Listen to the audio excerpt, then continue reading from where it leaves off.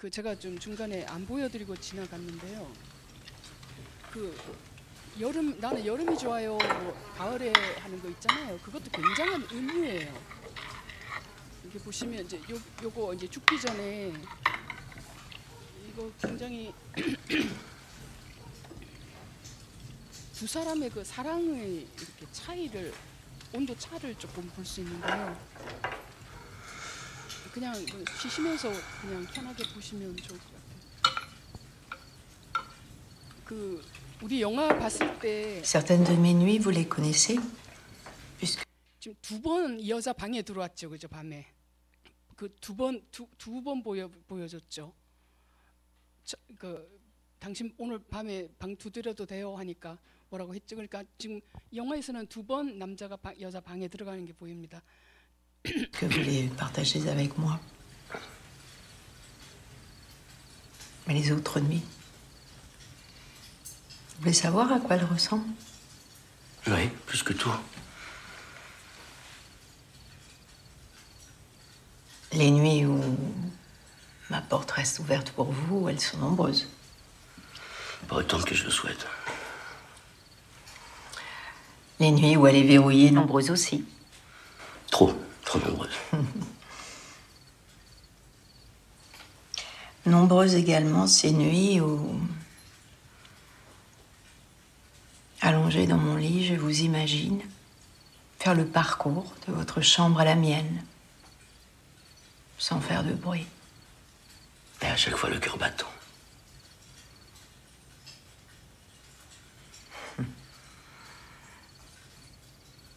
Extraordinaire, c'est produit 2 fois. Quoi donc? De vous imaginer sortant de votre chambre sans faire de bruit. Voir monter cette volée de marche. Puis vous tournez à droite et longez le bout de couloir. Ensuite, vous gravissez l'escalier de service pour parvenir à l'étage. Vous faites encore quelques pas pour parvenir à ma porte. Et finalement, vous posez votre main sur la poignée de porte. Par 2 fois. Seulement. Pendant toutes ces années, au moment même où je vous voyais ouvrir ma porte,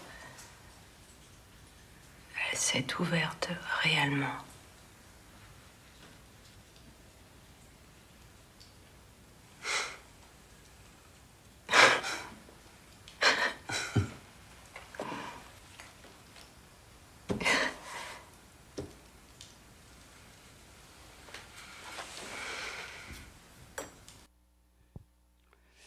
우리가 우리 지금 시대로 보면 뭐 남자가 여자를 위해서 뭐 요리해 줄 수도 있지. 근데 지금 이 시대 배경이 1885년 프랑스거든요.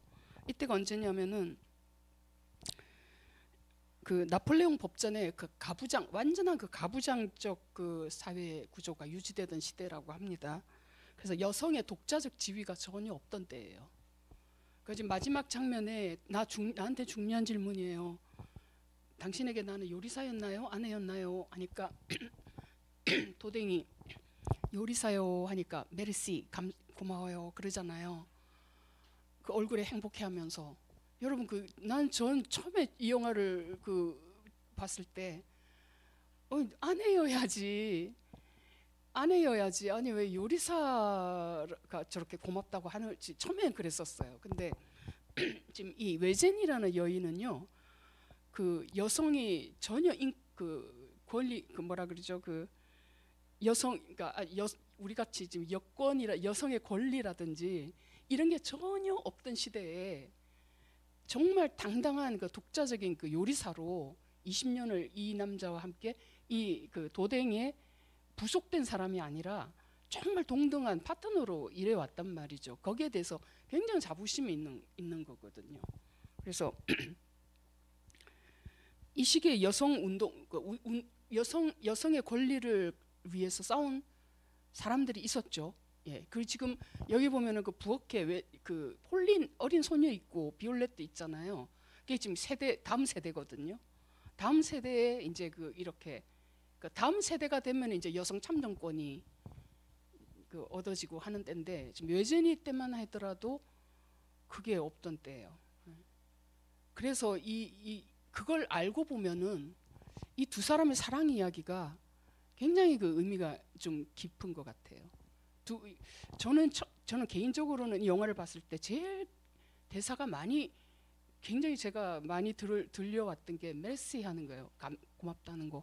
그러니까 주방에서 계속 그 하냐한테 물 바꿔도 메시 고마워. 그리고 이게 그 표정 보셨죠? 처음에는 제가 아까 앞에 말씀드렸듯이 외제니가 도댕하고 그 친구들을 위해서 요리를 하잖아요. 요리를 할 때 그 정말 그 정성 이 요리가 정말 여기 다 정성의 끝판왕이죠. 정성의 끝판왕. 그리고 신선한 재료를 가지고 사랑에 감사하면서 정말 그 존경하고 사랑하고 신뢰 20년 동안 이 도댕은 그 청문을 해왔어요. 그래서 우리가 이 영화를 언뜻 보면은 남자가 더 여자를 사랑해온 것 같아요. 그죠?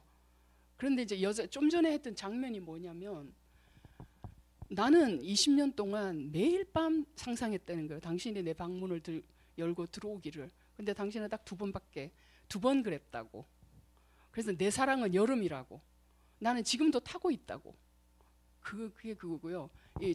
저 도댕은 나는 가을의 사랑이라고. 가을은 다 익는 성숙하고 익어가는 그 때잖아요. 근데 이제 이 여인은 그 중간에 또 그런 장면 제가 이게 그 얘기를 안 하고 왔는데요. 결혼을 하고 나면 문을 안 열어줄 권리가 나한테 있나요? 하는 그 대사가 있었어요. 그러니까 이 여인은 왜 이렇게 외제니가 20년 동안 사랑하죠, 그죠? 사랑하고 존경하고 신뢰하는 그 사람을 이렇게 그 청혼을 계속 뿌리쳐가며 안 했을까 하면 결혼을 딱 하고 나면은 남편의 종속되는 그러니까 종속되는 그 관계가 되는 게 그게 싫었던 거예요. 그러니까 내가 결혼하고 나면 문을 안 열어줄 권리가 있나요? 그러니까 지금은 문은 안 열어줄 권리가 있죠. 이런 요리사로서는. 그러니까 이런 디테일이 저는 굉장히 좋았고요. 외젠이라는 여인이 참 그 시대 뭐랄까 그 이제 독립적인 하나의 주체적인 그 여자로서 이렇게 서 있는 그런 게 되게 좋았습니다. 그리고 이 굉장히 음식이라는 것이 성적인 그런 은유가 있죠. 메타포가. 어떤 평론가들은 그러니까 이제 외제니가 아프고 나서 유라시아 왕자를 초대하려는 그거를 거절하고 이제 이 도댕이 간병을 하죠. 간병을 하고 그렇게 음식을 만들어주고 합니다. 그래 그 전에는 여자가 하던 거 이제 남자가 도댕이 정성을 기울여서 행복하게 하는 볼 때 그 여자 표정을 보셨죠.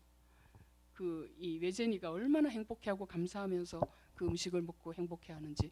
이게 어떤 분은 어떤 감상자는 말하기를 남자와 이 두 사람 사이에 그 사랑의 그 섹스 장면 같다.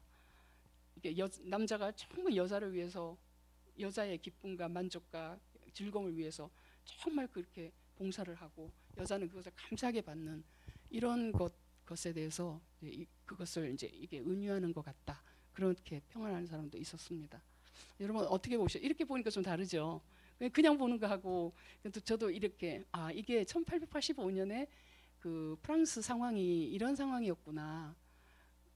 그런 상황에서 이제 저는 처음에 이걸 모르고 봤을 때는 이런 시대의 그런 배경을 모르고 봤을 때는 이 여성의 그 남자에 대한 그 반응이 조금 이해가 안 됐었어요. 근데 이걸 알고 보니까 이제 이해가 되더라고요. 그게 이제 이 영화를 보면 유추를 해보면요, 20년, 그러니까 제가 좀 잘라 먹었는데 그 폴린이 그러거든요. 언제부터 여기서 일하셨어요? 하니까 그러니까 폴린 같은 소녀 때 이렇게 견습생으로 들어왔던 것 같아요.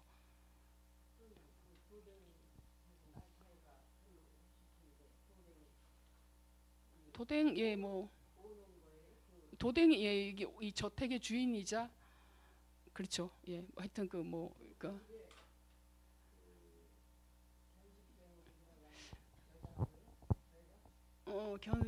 지금 그 폴리는 견습생이죠. 폴리는 견습생인데 이 외제니는 어릴 때부터, 그러니까 젊었을 때 채용됐겠죠. 그러니까 도댕도 젊었고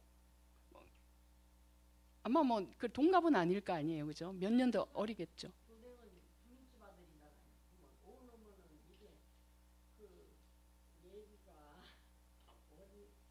우리는 몰라요. 예. 예. 근데 이 영화는 원작이 있습니다. 원작이 소설이라고도 하고 만화라고도 하는데요. 소설을 좀 각색한 거라고 합니다. 감독이 갖고, 예.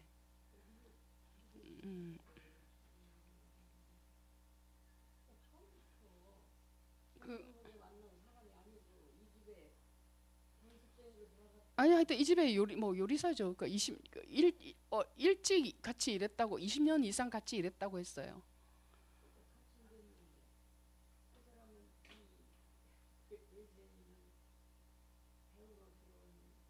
배우로 들어온 게 아니라 아예 들어왔을 때부터 요리에 재능이 있는 요리사였죠. 예.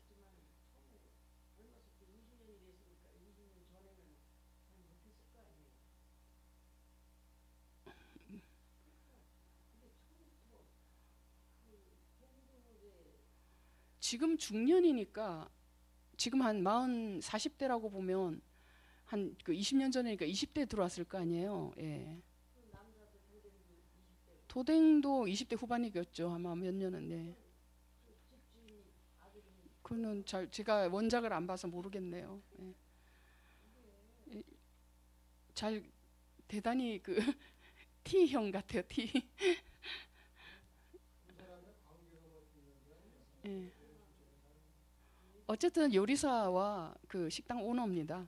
네. 배경을 보면요, 도댕의 저택 부엌. 그러니까 아까 부엌 보셨죠? 예, 부엌. 그 19세기 프랑스 시골의 그 고풍스러운 매력이 있는 저택이고요.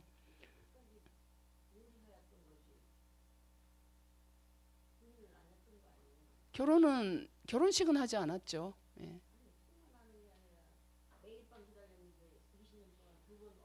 아니요. 그 몇 번 더 왔다고 하죠. 몇 번 더 왔는데 똑똑똑 하지 않고 예, 들어온 건 2번이라고. 예. 예.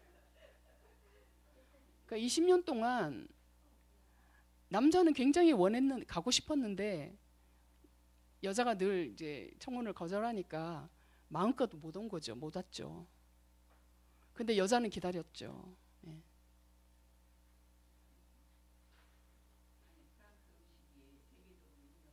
예.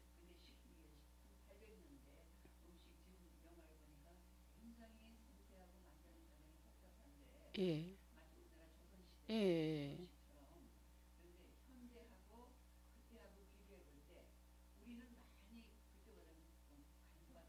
네. 예. 예. 예. 그러니까 지금 여기 영화에도 카렘하고 에스코피에 얘기가 나왔죠. 에스코피에가 훨씬 현대화됐다고 그러죠. 예. 뭐 하여튼 이때가 이제 프랑스 요리가 이제 세계 대표적인 요리가 되는 그 시기라고 하니까요. 그 보니까 이렇게 프랑스 미식 역사가 많이 나오네요, 영화 안에. 예.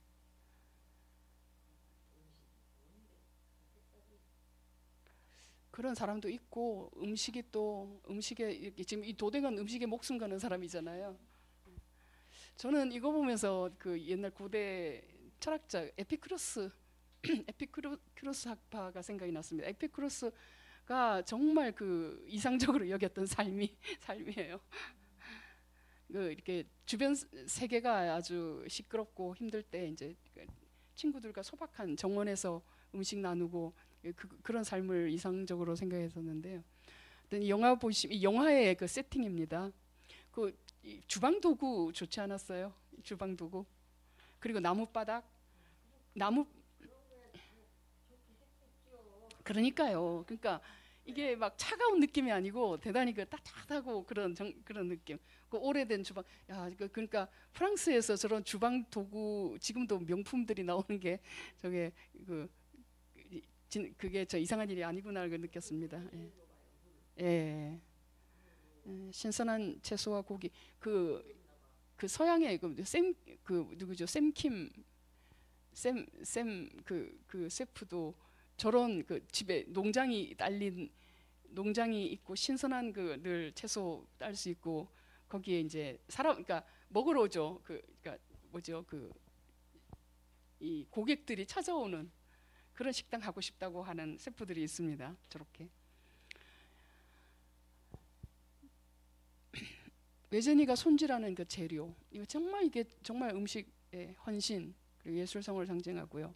도댕은 정중한 복장을 하고 외제니는 그 여성이 입은 애들 그 폴린도 그렇고 실용적인 앞치마 딱 입고 있죠. 예. 이게 이제 다음 이제 변화하는 여성의 그런, 그러니까 여성의 막 장식 치장 이게 아니라 실제적으로 이런 커리어에서 자기를 이렇게 증명해가는 또 만들어가는 그런 시대가 오는 것을 보여주고 있습니다. 제가 이제 이 강의를 참 준비하면서 찾았던 책이 음식 철학을 찾았더니 없고요. 진짜 이게 요즘의 고전이라고 합니다. 이 책입니다. 이거 음식 철학. 예, 아니요. 그 미국의 캐롤린 코스마이어라는, 그러니까 이게 그중 이제 뭐 읽기가 쉽지는 않아요. 쉽지는 않은데 영미권에서는 음식 철학하면 이거를 꼭 읽어야 된다고 하네요.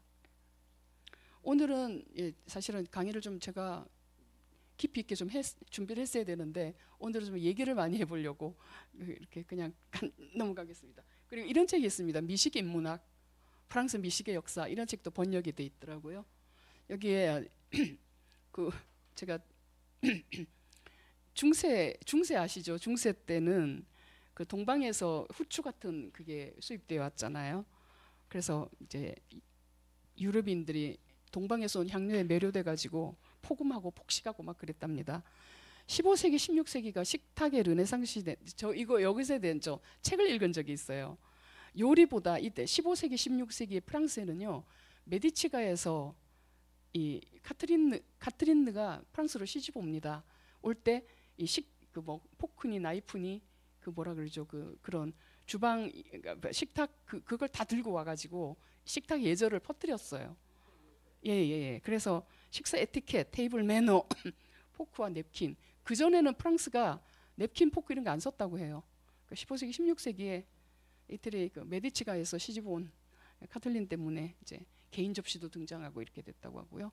이제 17, 18세기가 앙시앙 부채제, 그리고 뭐 식도락가 루이 14세가 유명했나 봐요. 이제 19세기가 이제 프랑스 혁명과 미식의 탄생입니다. 레스토랑, 아까 여기 보면 에스코피에가 호텔에서 무슨 식당이 열리고 어쩌고 막 그런 얘기도 있었죠. 식탁 위의 평등, 부르주아 요리, 식도락의 황금기가 이때 열렸고요. 20세기가 이제 프랑스 요리가 국제화돼서 미식과 관광, 지역 요리와 누벨, 그러니까 새로운 요리들이, 그러니까 누벨 퀴진이라고 하는 걸 보니까 과거 이렇게 손 많이 가는 거를 좀 많이 간소화한 게 새로 20세기에 혁신이 일어났나 봅니다. 그리고 이런 책도 있었어요. 식탁 위의 철학. 이는 이제 일상적인 철학을 일상적인 삶으로 끌어들이자 하는 그런 내용입니다. 이게 감각 오감이 있잖아요. 시각, 청각, 촉각, 후각, 미각 중에 맛의 감각은 좀 다른 네 가지 감각하고 어떤 차이가 있다고 봅니까? 가장 직접적이죠. 가장 강력하고 직접적이라는 말은 뭐냐면, 제가 여러분들을 볼 때 우리가 시각은 대상이 내 눈 안에 들어오는 건 아니잖아요, 그죠? 소리를 들어도 귀가 그 소리가 우리 청각을 울리지만 몸속에 이렇게 그게 막 물리적으로 들어오는 건 아니잖아요. 그런데 촉각도 그렇죠. 내가 이걸 문지른다고 이렇게 잡는다고 해서 이게 내 몸 안에 들어오는 건 아니죠. 후각도 그렇고요. 근데 후각은 좀 모르겠습니다. 후각은 그래도 맛하고 제일 관계가 있답니다. 후각이. 근데 미각은 그냥 내 몸 안에, 아까 뭐 혀가 어떻게 하고 저 굉장히 그게 에로틱하게 느껴지더라고요. 이게 음식을 죽이고 잘 해서 몸 안에 집어넣고 이빨이 부러뜨리고 몸에 뭐 연동작용해서 내 몸속에 훅 들어가는 거잖아요. 그래서 가장 강력하고 직접적인 느낌이죠. 이완. 그리고 즐거움을 주죠. 미각에 즐거움을 주고, 그리고 맛을 즐긴다는 것은 다른 사람의 마음을 이끌어내기도 하고 내 기분을 좋기도 하죠. 혼밥을 혼자 먹을 때 기분 좋지만 여기 보면 이제 그 친구들 늘 미식 그 친구들이 같이 하잖아요. 메세도 같이 먹고 그렇게 하죠. 그래서 미각은 옛날부터 먹고 마시고 즐기는 쾌락하고 굉장히 그 밀접한 관계도 있을 뿐만 아니라 이게 과식, 탐식 이렇게 과하게 될 경우에 도덕적으로 이렇게 덕성이 아니라 악덕이 되기 때문에 이제 이 경계도 많았습니다. 그러니까 종교적으로는 미각을 너무 이렇게 탐닉하는 거를 항상 경계를 하는 면이 있죠. 고대 그리스 철학에서는 시각, 청각, 촉각, 후각 아시죠? 고대 그리스는 시각을 그러니까 이게 고대 그리스 철학은 지식이 중요한 철학 아닙니까? 그러니까 지식이니까 가장 시각이 우리에서 그 외부 세계에 대해서 정보를 가장 많이 받아들이는 게 시각이죠. 그래서 시각, 청각을 그 으뜸으로 쳤죠. 특히 시각. 그 고대 그리스에서는 시각이 우리 영어에서도 용법에 I see 있죠. I see. 나 알아. I see 하면 나는 본다가 아니라 나 알아. 알겠어. 알게 됐어. 이제 I see죠. 그래서 이게 그리고 이렇게 보여? 교수님들이 이거 보여? 네. 이해했어 이거죠. 그거 보여? 이해돼? 이게 보여? 이렇게 했죠. 그렇게 우리가 이게 보다 하는 거는 알다 하는 거하고 이게 환원해서 그렇게 쓰죠. 그래서 특히나 고대 그리스는요. 이데아 하죠. 이데아가 바로 본답니다. 본다. 그래서 이 시각적인 이미지하고 고대 그리스 철학의 진리 인식하고는 상당히 밀접한 관련이 있습니다. 근데 그 히브리 문화에서는 청각이 중요하죠. 듣는다요. 왜냐하면 그 신은 볼 수가 없죠. 신을 볼 수가 없고 음성은 듣죠. 로고스죠. 그래서 그래서 시각하고 청각은 고대 그리스 철학에서 또는 고대 철학에서는 항상 그 인식의 우위가 있습니다. 시각과 청각은. 우리가 순수하게 이성을 사용해서 사유하기 전에 일단 외부 세계에서 감각을 받아들여야 되잖아요. 그럴 때 시각과 청각으로 들어온 정보가 훨씬 더 우위에 있는 겁니다. 그런데 촉각, 후각, 미각은 신체 감각입니다. 이 시각, 청각이 거리 감각이라는 것은 뭐냐면 시각 이렇게 멀리 보이는 걸 더 좀 가까이 가고 더 잘 보고 싶어. 가까이 가서 볼 수 있죠. 청각도 가까이서 들을 수도 있고 멀어질 수도 있고. 그래서 거리 감각인데 촉각, 후각, 미각은 신체 감각이라고 하고요. 이게 이제 문화에서 시각, 청각에는 남성성의 특징, 남성성의 가치를 이렇게 부여했고 촉각, 후각, 미각은 여성성. 이거는 우리가 직관적으로 알 수 있죠. 그 여성 이게 촉각, 후각, 미각은 시각, 청각에 비해서 이게 서열이 떨어졌어요. 고대 이 그리스 철학에서는. 그래서 촉각, 후각, 미각하고 관계되는 가장 이렇게 직업군 또는 그 직능이 여성들이 하는 일이죠. 부엌에서 아이 돌보고 아이 양육하고 음식을 만들고 서빙을 하고.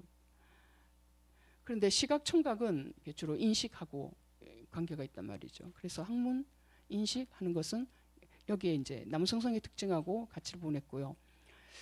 촉각, 후각, 이 촉각, 후각은 빼고서도 촉각하고 미각은 가장 도덕 철학에 있어서는 경계의 대상이었습니다. 그죠? 촉각. 이거는 잘 아실 수 있죠. 이걸 제가 좀 더 많이 준비를 했어야 되는데 그냥 고대 철학자들은 맛은 그 원초적이고 본능적인 감각이죠. 가장 인간의 그 미각은 동물의 본성하고 가까워서 이성과 지식의 영역에서 멀다고 했습니다. 그래서 윤리 이론에서도 맛은 도덕적 삶을 위해서는 통제 대상이 됐고요. 보통 보면 음식하고는 섹스하고 성하고 욕망하고 동의어로 치부되었습니다. 그래서 이 영화도 그렇게 보면은 그렇게 보일 부분이 있습니다. 남자와 여자 사이의 하모니 또는 그 관계성, 예, 나쁜 의미 말고요. 우리 삶의 아주 중요한 부분이죠. 그 맛은 대단히 주관적이죠. 맛은 그래서 과학적으로 표준화될 수 있을까? 지금 그것도 뭐 요즘은 이제 그 음식 요리 과학이 과학 수준에 거의 올라 있어서 굉장히 그 과학적인 연구가 많이 되고 있답니다. 그런데 예로부터 여기도 있었죠. 이거 영화에도 대사가 나왔습니다. 맛에 관한 논쟁은 있을 수가 없다. 라틴어 격어입니다. De gustibus non est disputant. 대 어바웃이죠. 맛에 관해서는 non est 이거 it is wrong이에요. 예. 예. 네.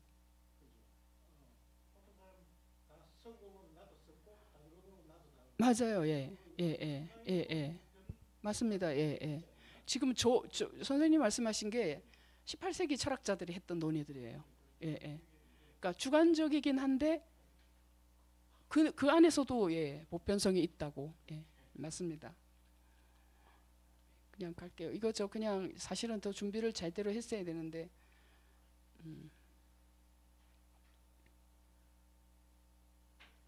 또 가겠습니다. 그 맛의 기본 맛은 단맛, 신맛, 짠맛, 쓴맛이죠. 단짠, 신쓴. 여러분 우리 음식에는 한 맛이 더 있습니다. 이거 우리 음식에 최고봉의 맛이 하나 더 있어요. 뭐라고 생각하세요? 예? 매운맛? 아 매운맛 여기 전 매운맛이 빠졌네요. 매운맛. 예? 아 저를 저한테 그 고전어 가르쳤던 선생님이 하신 말씀에 이거 이 물음 저한테 물으시더라고요. 그게 뭐냐면 썩은 맛이래요. 우리나라 홍어 있죠, 홍어가 썩은 맛. 예. 그게 가장 맛의 최고봉이라고 하네요. 하시더라고요. 예. 단신 짠쓰 예, 그 발효된 예, 그 맛. 예. 예, 그걸 썩었다고 하시더라고요. 썩은 뭐라고 하셨는데 하여튼 예. 그러니까 우리나라 음식이 대단히 맛이 정교한 거죠. 맛의 발효라고 하나. 예. 자, 이 먹는다는 행위를 한번 보겠습니다. 먹는다는 거는 인간의 실존과 관계 있어요. 이거 안 먹으면 죽으니까, 그죠? 뭐 안 먹으면 죽어요. 그러니까 영양 섭취, 그다음에 쾌락, 먹는 즐거움 정말 큰 즐거움이죠. 먹는 즐거움 빼면 뭐 우리가 저도 금식 해봤는데 사는 맛이 없어요 정말. 예. 그러니까 우리가 먹고 살자고 하는 거지. 그래서 정말 이게 먹는 노르베지안이 있었죠. 노르웨이 오믈렛 그 디저트 안에는 얼음이고 예, 불 오븐에 구웠는데 안에는 얼음이 그러니까 머랭이 계란 흰자 거품 내가지고 머랭이 벽 역할을 해가지고 그 안에 냉기를 가둔다고 그러잖아요. 너 폴린 소녀한테 너 그거 먹었을 맛이 어땠니 하니까 울 뻔했어요 그러잖아요. 울 뻔했어요. 그러니까 어떤 혹시 우리한 이렇게 사람의 애국심의 가장 뿌리는 맛이라고 합니다. 어렸을 때 어머니가 해줬던 그 음식 맛, 그게 애국심의 최후의 보루라고 하더라고요. 그러니까 제가 이 얘기를 왜 꺼냈는지 순간적으로 잊어버렸네요.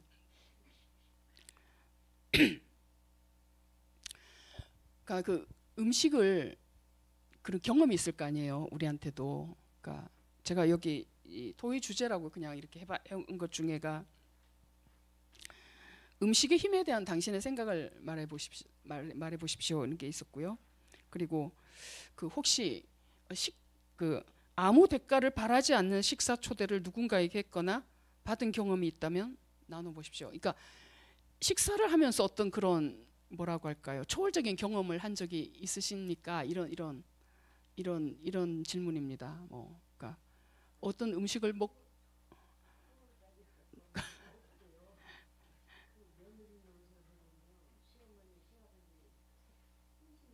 예.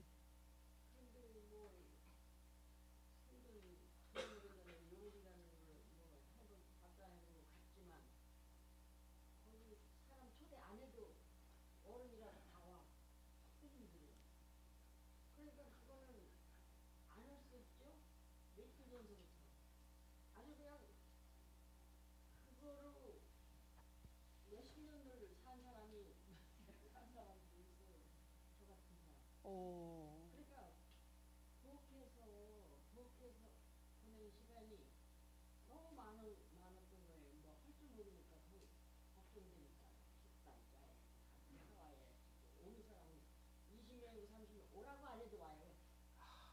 우린 맞아요, 맞습니다. 예, 예. 그러면 그 음식을 만들 때 행복하거나 기쁘거나 감사, 정성이 뭐 이런 마음이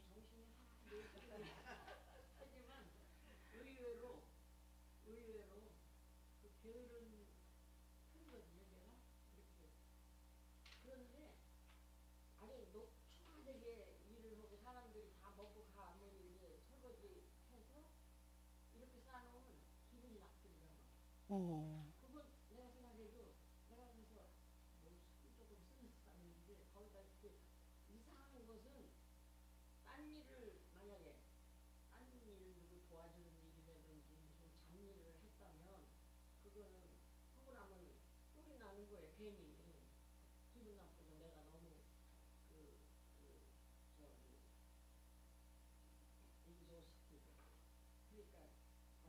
예.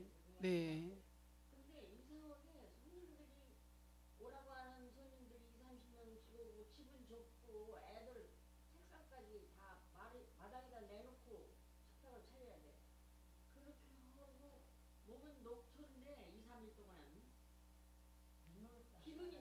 음.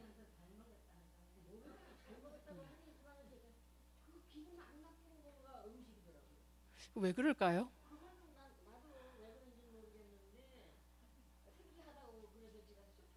음. 다른 사람 내 헌신, 내 수고로 다른 사람이 행복하게 그걸 먹고 그거를 좋아하고 해주고 이런 것이 나를 행복하게 하는가 봐요.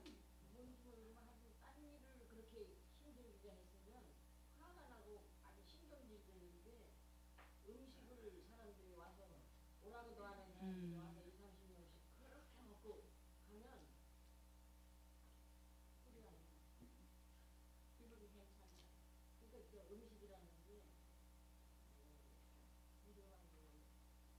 남자 선생님들은 혹시 아내분이 해주시는 밥에 평생 그렇게 드셨을 텐데 그 어떤 마음을?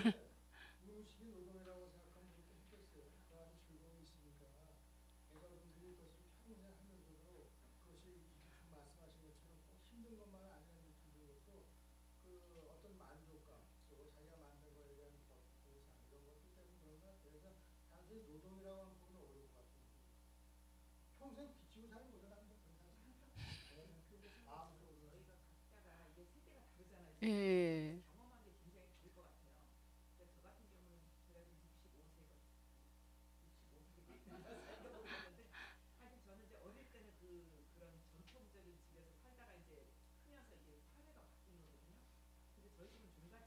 오.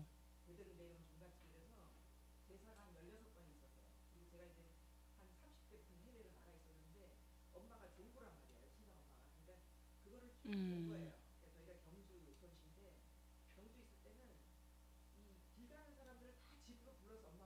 오.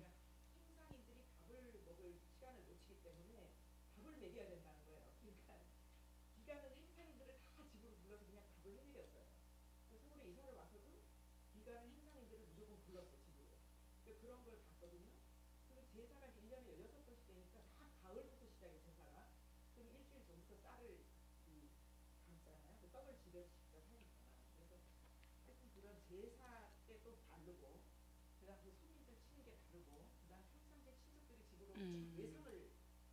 전부 이제 할아버지들이 도만 입고 오시면 쭉 항상 이렇게 외상을 보잖아요. 그러니까 위에 전부 다 쭉 외상들이 있단 말이에요. 그러니까 엄마가 저한테는 절대 일을 하지 마라.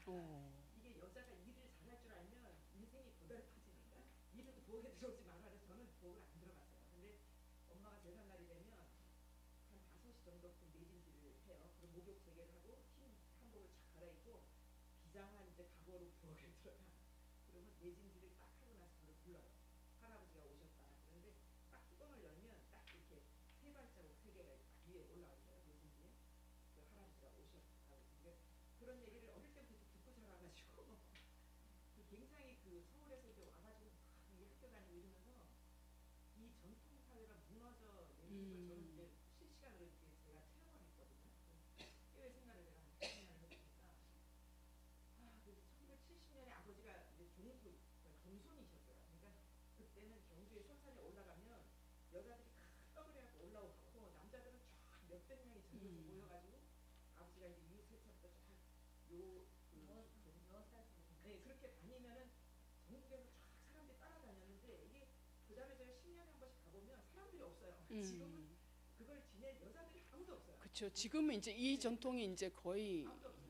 네. 거의 끊어졌다고 봐야 되죠. 모든 음식을 다 집에서 엄마가 만들었거든요. 장도 만들고 떡도 만들고 뭐 다과도 하고 이랬는데 제가 해외에 있으면서 언제가 코로나 2010년대 두목소년사가 음식의 세계화를 해가지고 일본에 이게 막 예산이 넘어오는 거예요. 너무 인위적인 것 같은데 일본 사람들이 한국 음식을 보고 싶겠어요? 그러니까 이 한국에서 예산이 나오는데 배우러 일본 사람들이 안 오는 거예요. 그래서 우리 같이 그냥 집에 있거나 공부하는 사람들이 빨리 와서 이 명수를 채워달라 그래가지고 제가 거기를 몇 번 가는데 완전 최고급 한식을 공짜로 배우는 거예요. 아침부터 식재료부터 쫙 해고 이제 최고 우리나라에서 이제 잘하는 요리 분들이 오셔가지고 한 일주일, 2주씩 배우니까 음식이 어떻게 돌아가는지 감이 잡히더라고요. 그전에는 몰랐는데 저는 이 영화를 굉장히 관심 있게 보고 와 프랑스가 이렇구나 했는데 우리나라는 실상 굉장히 심플해요. 제가 볼 때는 이렇게 무슨 요리의 창작을 하나하나 이렇게 만든다는 것보다는 거의 기존에 있는 큰 장르를 크게 안 벗어나는 것 같아요. 그런데 일본에 있으면서 제가 보니까 이 음식 콘테스트를 많이 해요. 그러니까 그 전국에서 모인 요리사들 최애 뭐 콘테스트라고 굉장히 많은데 그 프로가 굉장히 인기가 있거든요. 아, 네. 중국에 있는 사람들, 일본에 탑 사람들이 오는데 주어진 시간 내에 만들어야 돼요. 그러니까 뭐를 만들고 딱 테마가 나오니까 주어진 시간 내에 그걸 해야 되기 때문에 엄청난 창작이 나오더라고요. 그러니까 우리가 보통 아는 대로 하지 않고. 그래서 하여튼 이 영화를 보면서 이 향료, 아까 선생님 말씀한 향료, 그 회향이라는 얘기 나오잖아요. 회향도 다 멀리서 나오고 그러는데 하여튼 뭐 생각할 게 굉장히 많더라고요. 예, 그 진짜 일본도 그렇고 중국도 그렇고 그 음식의 역사적인 배경을 보니까 그 참 대단하더라고요. 우리나라는 다 없어져가지고 이제 보니까 아, 예. 그 참.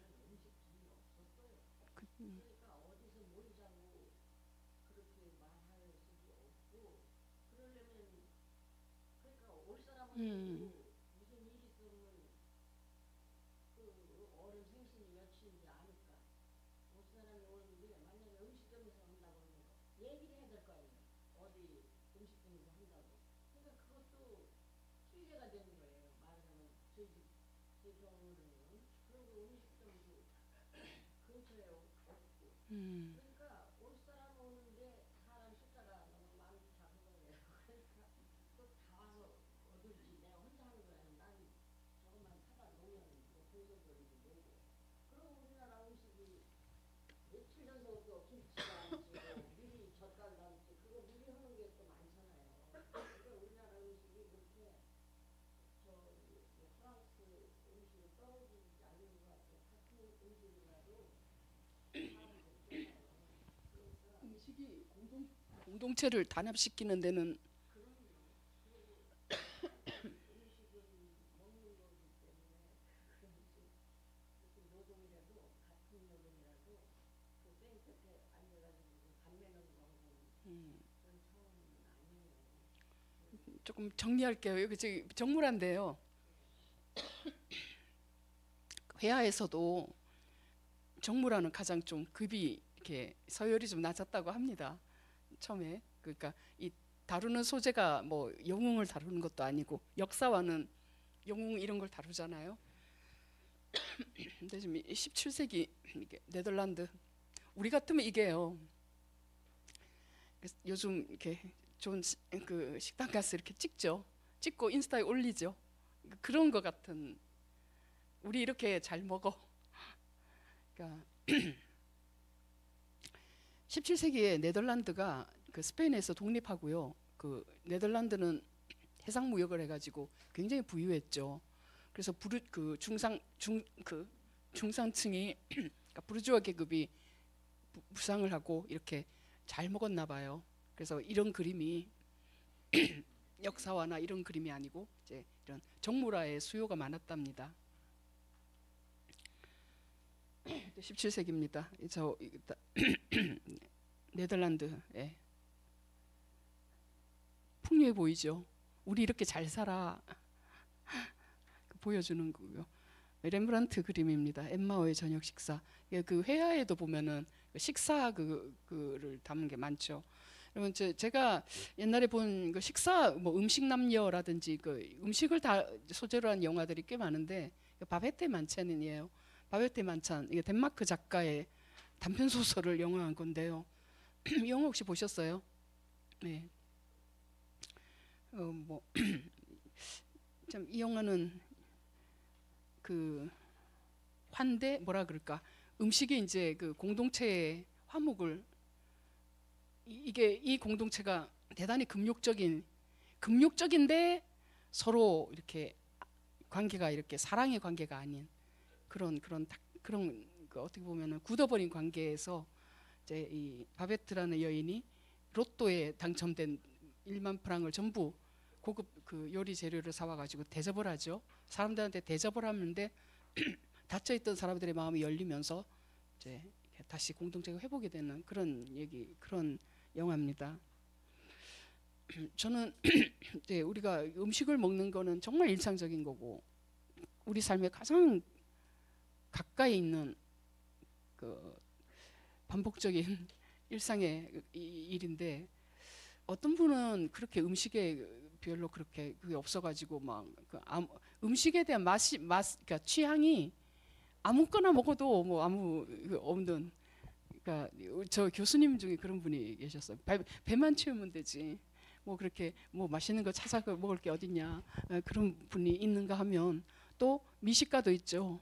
또 맛에 대한 타고나기를 맛에 대한 감각이 예민하고 또 어머니가 음식을 잘하신 분 같으면은 그 미각이 발달하죠. 그래서 그 맛을 잘 느낍니다. 안성재 셰프 같이 그러니까 이 셰프들은 그 미감이 있어야지 절대 미각이 있어야지 음식을 잘하지 않습니까? 맛있는 음식을 알아야 맛있는 음식을 만들어내죠. 예.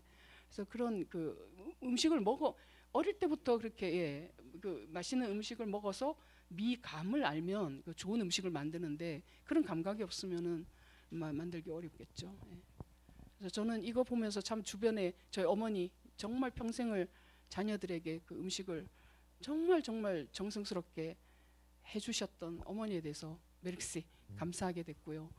그리고 이 음식이라는 것에 그러니까 누군가를 내 삶에 초대할 때 이렇게 환대하죠. 그러니까 받아들이고 할 때 음식이라는 것은 하나의 이게 대단한 상징이구나 하는 걸 느껴요. 그래서 그 좀 실제적으로 내 식탁에 누군가를 이렇게 초대하는 일이 그러니까 나하고 이해관계가 있는 게 아니라 이해관계가 없어도 누군가에게 뜻밖의 선물처럼 그런 환대하는 그런 식탁을 좀 선물하는 것도 참 좋겠다는 그런 생각을 하게 됐습니다. 이 영화를 보면서 오늘은 사실은 이 영화의 철학이요.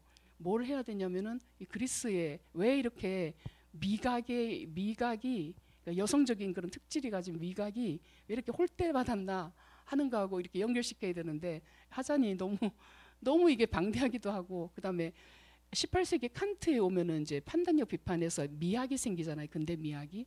그래서 근대 미학에서 이 미각을 뭐 어떻게 봤나 이거를 해야 되는데 제가 이거를 준비를 잘 못했어요. 잘 못하고 그냥 오늘은 이 질문에 보시면 또 음식의 힘, 그 오늘날 먹방, 국방 이게 넘치는 현상에 대해서 여러분 어떻게 생각하십니까? 이것도 좀 여러분 생각을 많이 듣고 싶었어요. 그러니까 우리나라도 잘 살게 됐죠. 잘 살게 되고 이제 식당들도 뭐 파인 다이닝도 있고 여러 형태의 그런 미식가들을 위한 식당도 있고 그 기사 식당에서부터 양과 이렇게 그 위주로 한 기사 식당에서 예, 가성비 위주의 식당부터 파인 다이닝에까지 여러 옛날에는 생각할 수 없었던 유형의 그런 체험을 하고 있습니다. 여러분 그래도 먹는 즐거움이 상당하죠. 예. 근데 우리 다음 세대들은 모르겠습니다. 그 어머니의 손맛을 얼마나 이어갈지. 예. 예. 예. 예, 62년 태어났습니다. 네. 예, 상하이 함락되고 12살 때.